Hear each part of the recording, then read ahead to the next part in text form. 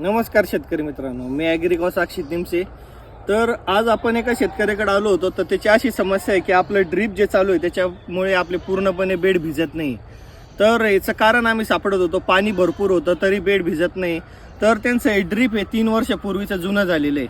तर जुनं झाल्यामुळे त्याचे जे आपण वॉटर सोल्युबल सोडतो किंवा शारवट पाणी आहे त्याच्यामुळे आपले ड्रीपचे होल पॅक झालेले असतात आणि व्हेंच्युरिन असल्यामुळे ते ड्रीपचे होल लवकर पॅक होतात. तर हे ड्रीपचे होल साफ करण्यासाठी आपण चालू पिकात काय सोडू शकतो?